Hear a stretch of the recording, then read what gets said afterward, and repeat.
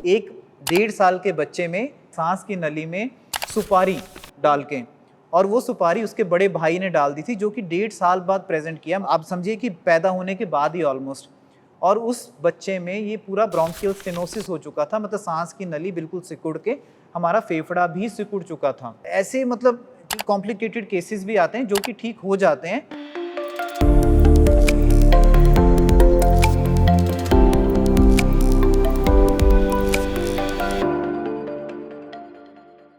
नमस्कार, मैं ऋत्विक महाजन आपका स्वागत करता हूं towards health sponsored by Nimbark organics में।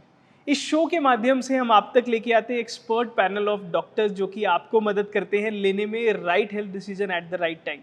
इसी मुहिम में आज हमारे साथ जुड़ने जा रहे हैं डॉक्टर डार्विन कौशल जी, जो कि ENT head and neck surgeon है एट एम्स जम्मू। डॉक्टर साहब, आपका बहुत बहुत स्वागत है हमारे शो। थैंक यू जी डॉक्टर साहब, ENT सर्जन तो हमने बड़ी बार सुना है, but ENT head and neck surgeon का क्या रोल होता है और कब एक पेशेंट को ENT head and neck surgeon के पास जाना चाहिए?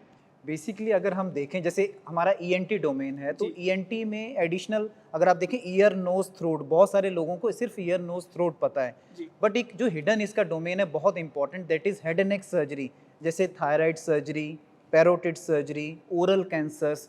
तो आजकल जैसे हम जानते हैं स्लीप सर्जरीज, तो this is very important domain of ENT। जी डॉक्टर साहब ने बहुत ही इंपॉर्टेंट टर्म शेयर की, थायराइड, स्लीप प्रॉब्लम, जिनका ट्रीटमेंट नेक सर्जरी और नेक ट्रीटमेंट से हो जाता है। किस लेवल पर जाकर के एक थायराइड पेशेंट को एक सर्जिकल इंटरवेंशन लेना पड़ता है डॉक्टर साहब? देखिए, अगर हमें लगे कि इतना बड़ा थायराइड जो कि प्रेशर सिम्टम्स कर रहा है या फिर कॉस्मेटिक डिफॉर्मिटीज, तो these are two very important indication, pressure symptoms and cosmetic disfigurement. जी डॉक्टर साहब, तो this is an indication for surgery. Doctor साहब, किस तरह के प्रॉब्लम्स हेड नेक रिलेटेड आपको मोस्ट कॉमनली जम्मू में देखने को मिलते हैं? अगर हम यहाँ जम्मू में देखते हैं तो जैसे हमें sinus problems, hearing loss problems, आजकल बहुत ज़्यादा यंग पॉपुलेशन, चाहे वो बच्चे हैं चाहे बूढ़े चाहे एडल्ट्स, उसमें हेयरिंग लॉस। जैसे हम थायराइड ट्यूमर्स की बात करें या पैरोटिड ट्यूमर्स, ये सारी बहुत कॉमन प्रॉब्लम्स हैं। और इनफैक्ट अगर हम देखें तो रिसेंटली हमारे पास अभी आज के सिनेरियोज में, आई डोंट नो, जम्मू में भी this is very common, mumps के बहुत ज़्यादा पेशेंट्स आ रहे हैं, बच्चे, those who are coming with parotid swelling. जी डॉक्टर साहब, आपने बात की मम्स की, क्या रूट कॉज होता है इन मम्स का? किस कारण के वजह से ये मम्स होते हैं?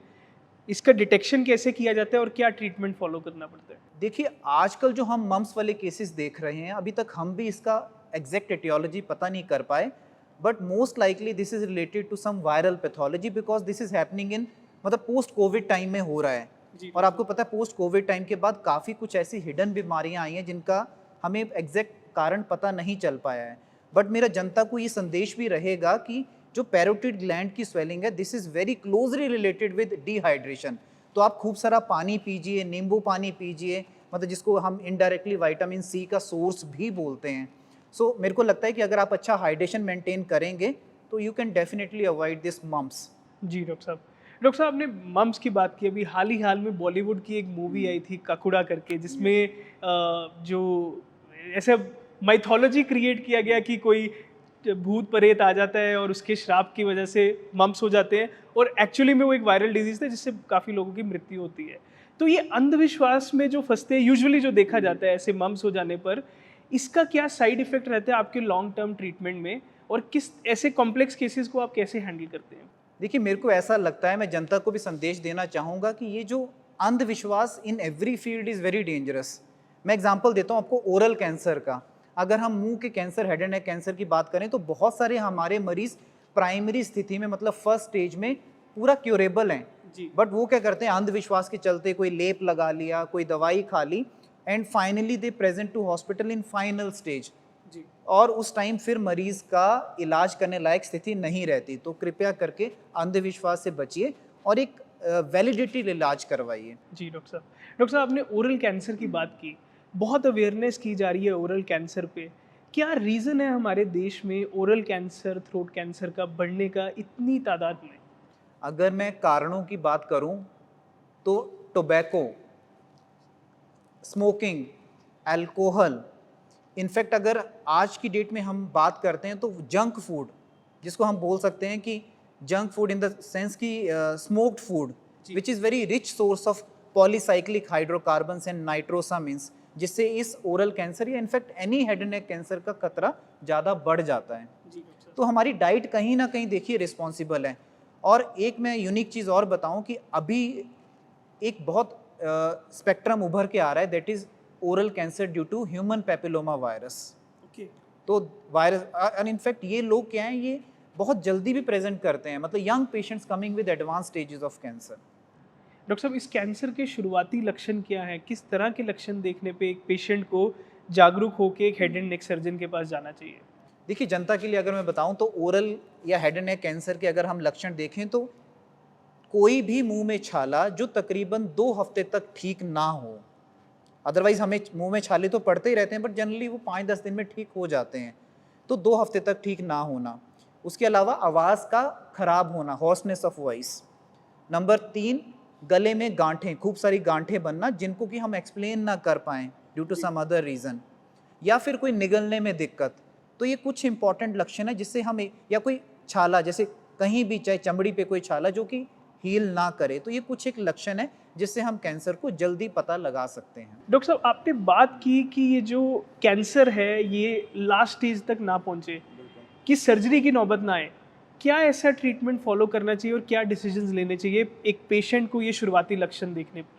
देखिए, जैसे मैंने आपको बताया सबसे इम्पोर्टेंट तो ये लक्षण है, तो पहले हम लक्षणों को देखें। अगर हमें कोई सस्पिशन है कि हमें इस तरीके की कोई बीमारी है, तो तुरंत हॉस्पिटल में एक्सपर्ट राय लेके इसका जो प्रारंभिक इन्वेस्टिगेशन आप बोल सकते हो, that is biopsy followed by कोई सीटी स्कैन या एमआरआई, डिपेंडिंग अपॉन इसका क्या एक्सटेंट ऑफ डिसीज़ है। But head and neck cancer में मैं दर्शकों को भी बताना चाहूँगा कि मोस्ट कॉमनली, मतलब अगर हम मान के चलें, treatment of choice is surgery, और उसके बाद फिर कीमो या रेडियोथेरेपी दी जाती है, एक्सेप्ट 1 और 2 ट्यूमर्स। तो ऑपरेशन मान के चलिए कि ऑपरेशन के रिजल्ट्स काफ़ी अच्छे हैं अगर आप अच्छी स्थिति में हॉस्पिटल में पहुंचते हैं। जी डॉक्टर साहब। डॉक्टर साहब, दूसरा आपने बात की एक और मोस्ट कॉमन डिजीज़ जो आपने जम्मू में कहा देखने को मिलती है, वो है साइनस रिलेटेड इश्यूज। इसका रूट कॉज क्या है? साइनस क्यों होता है? क्या डिटेक्शन और किन चीज़ों से साइनस का इलाज किया जा सकता है? देखिए, अगर हम देखें तो जो जितनी भी साइनस डिसीज़ेज़ हैं, ये कहीं ना कहीं हमारी एलर्जिक फैक्टर्स, हमारी इम्यूनिटी या हमारे in form of allergens, because this is a disease which is, मतलब जो एलर्जन से एग्रेवेट होती है, जैसे डस्ट हो गया। तो देखिए, इसको अवॉइड करना तो थोड़ा मुश्किल बोलूँगा मैं, क्योंकि काफ़ी कुछ ये 2 फैक्टर्स पे डिपेंड करती है। एक तो किस एलर्जन से आप एक्सपोज हुए, और हमारी बॉडी कैपेसिटी या इम्यूनिटी कैसी है उससे लड़ने के लिए। तो कुल मिला के अगर हम डीप ब्रीदिंग एक्सरसाइजेज अच्छे से करें, अपना हाइजीन अच्छे से मेंटेन करें, विटामिन सी, विटामिन डी जो एक, this is a very good इम्यूनोमॉड्यूलेटर, तो उसकी अच्छी सी खुराक लें। क्योंकि आज अगर हम देखें, आजकल के बच्चों की बात करूँगा, तो बच्चे बहुत ज़्यादा धूप में एक्सपोज नहीं होते, और हमें पता है कि sunlight is a very important source for vitamin D. तो कहीं ना कहीं मतलब इन चीज़ों का भी इम्पॉर्टेंट है चीज़ कि हम बच्चों को सनलाइट के लिए एक्सपोज करें, या फिर शुरुआत में अगर हमें लगता है कि हमारा नाक बंद है, सांस लेने में दिक्कत नहीं आ रही, तो उसका तुरंत एंडोस्कोपी करवा के हम फर्दर मैनेजमेंट करें। डॉक्टर साहब, एक और इशू जो बहुत देखने को मिल रहा है वो है हियरिंग इम्पार्टमेंट, कम सुनाई देने की कंप्लेंट, और खासकर हमारे देश के युवा जो कि बहुत ज़्यादा एक्सपोज्ड है टेक्नोलॉजी पे, वो ये कंप्लेंट करते हैं। क्या लक्षण है हियरिंग इम्पायरमेंट पे और किन चीज़ों का ध्यान रखना चाहिए इसको और एग्रावेट ना होने देने? देखिए, मेरे को लगता है सबसे पहले तो इसकी पहचान बड़ी ज़रूरी है। सो अगर कोई भी मरीज़, दर्शकों के लिए बताना चाहूँगा, अगर कोई भी मरीज़ जिसको अचानक से सुनने में कमज़ोरी आती है, या कान में सीटी बजने की आवाज़ आती है, या साथ में चक्कर भी आना शुरू हो जाते हैं, तो दीज आर अलार्मिंग फीचर्स कि आपको इमीडिएटली अपनी ऑडियोमेट्री सुनाई का टेस्ट करवाना है, और डिपेंडिंग अपॉन फर्दर हम कोई और इन्वेस्टिगेशन भी करवा सकते हैं। तो ये मैं दोबारा रिपीट कर रहा हूँ, हियरिंग लॉस, सीटी की आवाज़, टेनिटस जिसको बोलते हैं हम, एंड थर्ड इज चक्कर आना, वर्टाइगो। जी डॉक्टर साहब। डॉक्टर साहब, क्या हियरिंग लॉस इरिवर्सिबल है या इसको रिवर्स किया जा सकता है? बहुत अच्छा सवाल है ऋत्विक जी आपका। तो मैं बता दूं कि नस की कमज़ोरी जो कि लगभग इरिवर्सिबल बोली जाती है, वो दर्शकों के लिए एक अच्छी बात है, दैट इज़ रिवर्सिबल अगर आप कुछ घंटों में प्रेजेंट होते हैं हॉस्पिटल में। बट हम क्या करते हैं कि हम 2-3 दिन या 4-5 दिन ऐसे ही वेस्ट कर देते हैं और लेट प्रेजेंट करते हैं, और फिर ये नस की कमज़ोरी परमानेंट रूप ले लेती है। तो most, and this is a medical emergency. जो हमारा सडन सेंसिनुरल हेयरिंग लॉस है, एकदम सुनाई में कमजोरी, this is a medical emergency just like stroke, और हमें इमीडिएटली हॉस्पिटल प्रेजेंट करना चाहिए। और इसके रिजल्ट्स बहुत अच्छे हैं। अगर हम स्टेरॉइड्स या फिर कान में पर्दे के अंदर स्टेरॉइड्स के इंजेक्शन लगाते हैं तो लगभग मान के चलिए कि हमारे मेजॉरिटी ऑफ पेशेंट्स ठीक हो जाते हैं। डॉक्टर साहब, हमारे दर्शकों के साथ कोई ऐसा इंस्पिरेशनल केस आप शेयर करना चाहेंगे जिसमें हेयरिंग लॉस को रिकवर किया और एक पेशेंट आज अपनी एक नॉर्मल ज़िंदगी जी रहा है? मैं आपको ऋत्विक जी बताना चाहूँगा कि अभी कुछ टाइम पहले मेरे पास एक 66 year old female presented to me. So मतलब it was a case of sudden sensorineural hearing loss. तो मरीज़ को तो लगता है कि मैं बूढ़ा हो गया हूँ, सुनाई तो ठीक होगी नहीं, उम्र के हिसाब से कमज़ोरी है, बट ये वैसा नहीं था। This was not age related hearing loss, ये सडन हेयरिंग लॉस था। तो हमने माता जी को मोटिवेट किया कि आंटी आप ये करवा लीजिए, आप ठीक हो जाएंगे। And finally we go head with intratympanic, मतलब कान के अंदर इंजेक्शन लगा के हमने 3 सिटिंग्स में उनका हेयरिंग रिवर्स कर दिया। And that patient was so happy कि डॉक्टर साहब आपने क्या कर दिया, मेरे को तो बोला था कि मैं ठीक नहीं हो पाऊंगी। सो मेरे को लगता है ऐसे ही, देखिए वो 66 ईयर फीमेल थे, तो मतलब इनफैक्ट ये प्रॉब्लम आजकल यंग पेशेंट्स में भी हो रही है। तो definitely we should go for treatment and expert opinion. जी डॉक्टर साहब। डॉक्टर साहब, ये तो बात हुई जो एजिंग के साथ किसी को सडन हियरिंग इम्पार्टमेंट। हमारे कुछ ऐसे भी पेशेंट देखने को मिलते हैं जो कि जिनके पैदाइशी रूप में जिनको सुनने की शक्ति नहीं होती। क्या ऐसे पेशेंट्स का भी ट्रीटमेंट हो सकता है और वो सुन सकते हैं? बिल्कुल ऋत्विक जी, अगेन मैं दर्शकों को बताना चाहूँगा कि जैसे इन्होंने पूछा कि बच्चे जैसा ही पैदा होते हैं कभी सुनाई नहीं दिया या ड्यू टू सम रीज़न, जैसे हमारे जन्म के बाद कोई दिमाग का बुखार आ गया जिसको हम मेनिंजाइटिस बोलते हैं, उसके बाद सुनने में कमज़ोरी आ गई, तो ऐसे पेशेंट्स का एम्स जम्मू में बिल्कुल इलाज हो पाएगा कॉकलियर इम्प्लांट सर्जरी द्वारा, जो कि बहुत ही जल्दी यहाँ पे अवेलेबल हो जाएगी, मैं बता दूँ। एंड बेस्ट एज, क्योंकि बहुत सारे ये बच्चे मेरे पास 5 साल के बाद आते हैं, तो मैं बता दूं कि इनकी जो उम्र है बच्चे के ऑपरेशन की, that is as early as 6 months of life. तो 6 महीने के बच्चे का ही हम ऑपरेशन कर सकते हैं एंड हियरिंग कैन बी रिहेबिलिटेटेड, वापस आ सकती है। जी, आई थिंक बहुत ही इंपॉर्टेंट इन्फॉर्मेशन है हमारे दर्शकों के लिए कि एम्स जम्मू किस तरह का टेक्नोलॉजी और कमिटमेंट ला रहा है पेशेंट नीड्स के लिए। जी डॉक्टर साहब, हम देखते हैं जैसे आम तौर पर लोगों को आदत होती है कान में माचिस की तीली मारने की और कोई भी एक फॉरेन ऑब्जेक्ट डालने की। ऐसा कौन सा वियर्डेस्ट केस आपने आज तक हैंडल किया कि आपने कान का प्रोसीजर शुरू किया और उसमें इतना कुछ देखने को मिला? कोई एक ऐसा इंसिडेंस आप शेयर करें जिसके द्वारा हमारे दर्शकों को एक मैसेज मिल आप पाए। ऋत्विक जी हैरान हो जाएंगे कि कान में तो हमारे पास पता नहीं क्या क्या डाल के लोग आते हैं, कोई मोती, कोई पिंस, कोई इंसेक्ट्स। बट मेरे पास एक बड़ा इंटरेस्टिंग केस है, मैं दर्शकों को बताना चाहूँगा कि एक 1.5 साल के बच्चे में हमारी ब्रोंकस जिसको बोलते हैं, सांस की नली में सुपारी डाल के, और वो सुपारी उसके बड़े भाई ने डाल दी थी, जो कि 1.5 साल बाद प्रेजेंट किया, मतलब एज सून एज, मतलब आप समझिए कि पैदा होने के बाद ही ऑलमोस्ट। और उस बच्चे में ये पूरा ब्रोंकियल स्टेनोसिस हो चुका था, मतलब सांस की नली बिल्कुल सिकुड़ के हमारा फेफड़ा भी सिकुड़ चुका था। तो ऐसे मतलब कि कॉम्प्लिकेटेड केसेस भी आते हैं जो कि ठीक हो जाते हैं। एंड वी शुड बी मेरा बोलने का मतलब है बिल्कुल हमें अवेयर रहना चाहिए ऐसे सेटअप के लिए भी, कि आप देखिए एक बच्चा दूसरे बच्चे के मुंह में या कान में कुछ भी फॉरेन बॉडी डाल सकता है। डॉक्टर साहब, एक और चीज़ आपने बात की थी जो कि स्लीप से रिलेटेड है, वो है स्नोरिंग। बहुत से जब हम सोसाइटी में बैठते हैं कपल्स कंप्लेंट करते हैं कि मेरे हस्बैंड या मेरी वाइफ की खराटों की आवाज़ से हम सो नहीं पाते। ये खराटे लेना कितना हानिकारक है और ये किस बीमारी के शुरुआती लक्षण है? बिल्कुल, देखिए स्नोरिंग इज़ वेरी डेंजरस, और इसका जो कारण है वो हमारे 2 चीज़ों से रिलेटेड है। नंबर 1 हमारा खान पान, जितना भी हम जंक फूड खाते हैं एंड ओवर ईटिंग करते हैं, दैट इज़ ओबेसिटी, ठीक है। और दूसरा जैसे मैंने बता ही दिया, ओबेसिटी, मोटापा। और अनफॉर्चुनेटली हमें खुद को पता नहीं चलता, बिकॉज जब हम सोते हैं तब हमें पता चलता है कि हमारा पार्टनर या कोई हमारे परिवार वाले परेशान हो रहे हैं। And this is dangerous. Why this is dangerous? Because this will increase your, मतलब आपकी जो फेफड़ों की, जिसको हम पल्मोनरी हाइपरटेंशन बोलते हैं, वो इससे होता है।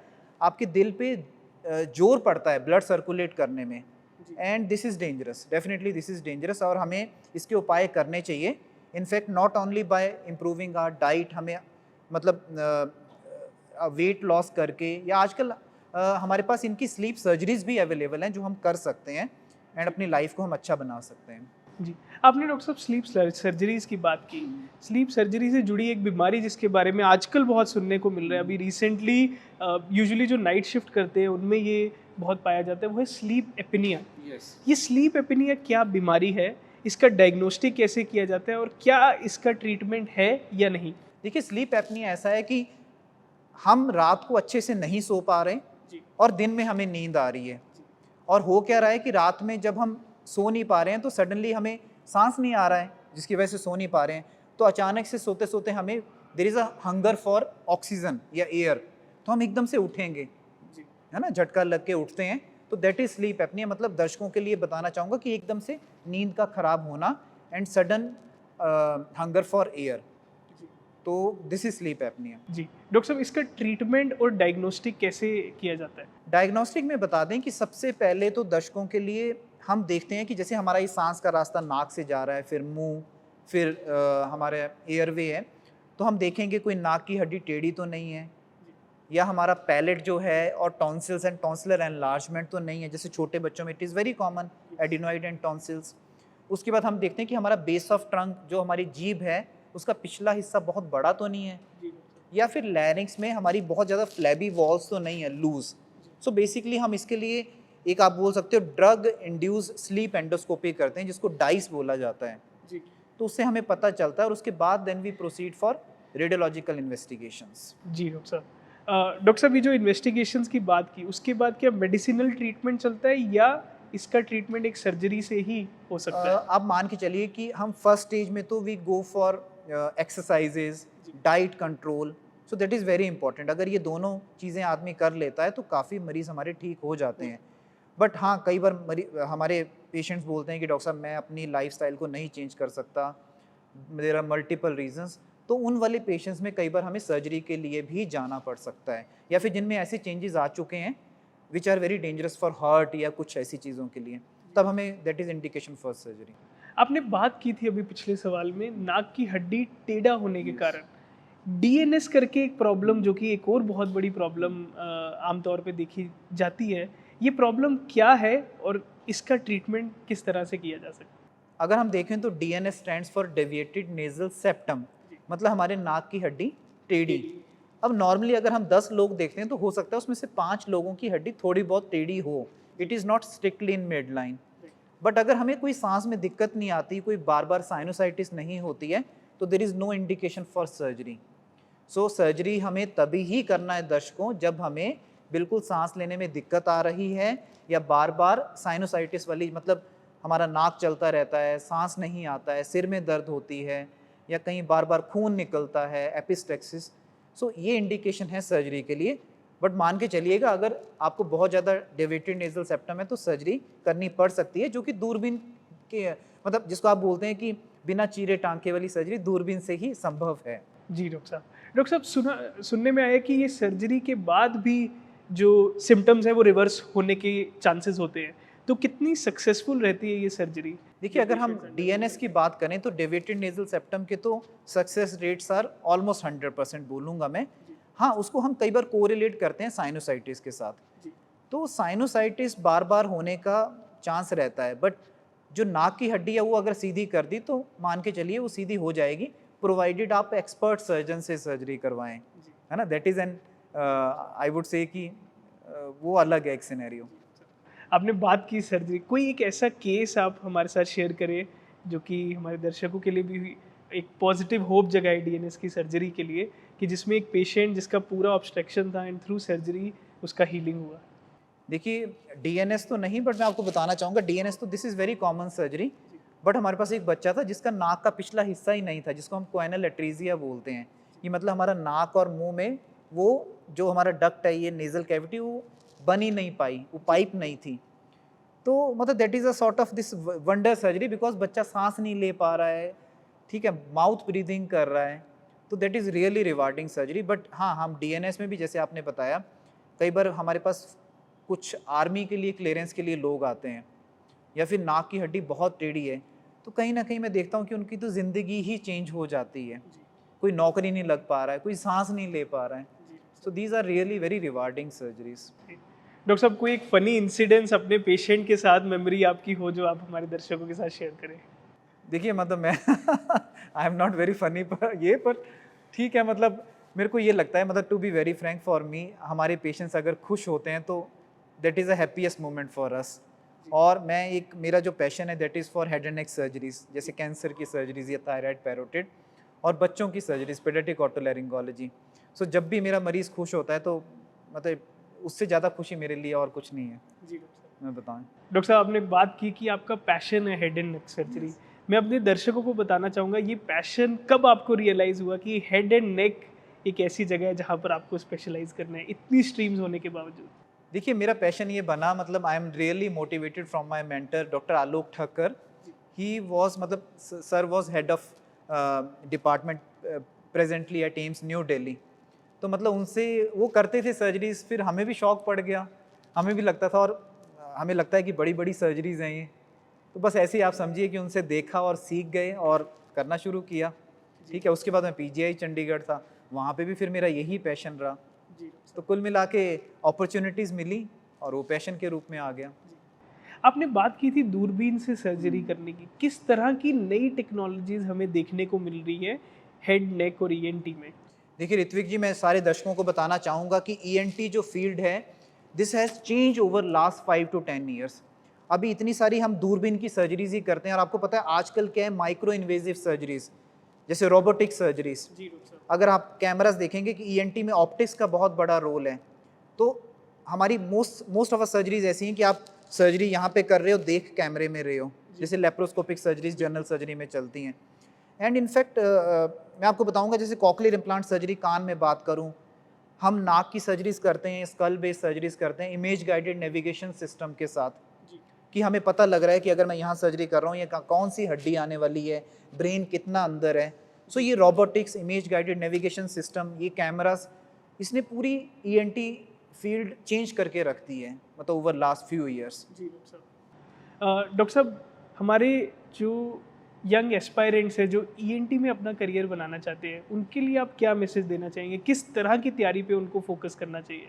देखिए मेरे को ऐसा लगता है कि ENT is a very good branch, मतलब अगर हम पोस्ट ग्रेजुएशन के लिए लें, एंड इसकी इतनी सारी ब्रांचेस हो चुकी हैं, अब मैं इन्यूमरेट करूं तो हेड एंड नेक सर्जरी, हम बोलें तो कॉस्मेटिक सर्जरीज, फेशियल एस्थेटिक्स, किसी को सुंदर दिखना है, ठीक है, उसके बाद देखें तो ईयर सर्जरीज करता है कोई, या फिर कोई साइनस सर्जरीज करे जा रहा है, anterior skull based surgery, lateral skull based surgeries, sleep surgeries.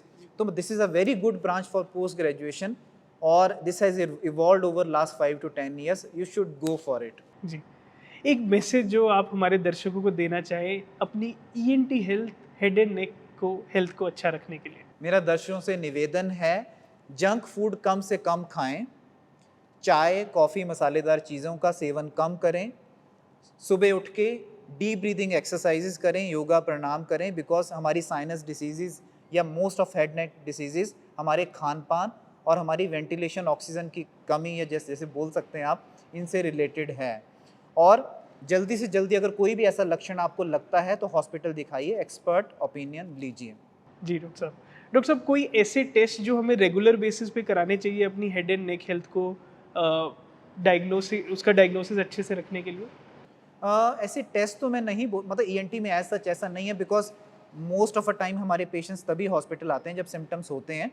But हाँ, जैसे मैंने बताया कि अगर कोई एडिक्शन करता है, जैसे तंबाकू या बीड़ी सिगरेट पीता है, अगर कोई ऐसा लगता है कि कोई छाला पड़ गया या हमें एकदम से सुनाई में कमज़ोरी आ गई, तो ऑडियोमेट्री का टेस्ट कराएं, है ना। तो जैसे हमें लग रहा है कि नाक बंद है तो हम एंडोस्कोपी कराएं नाक की, ताकि हमें पता चल पाए कि कोई मांस का टुकड़ा है, कि नाक की हड्डी टेढ़ी है, कि क्या है।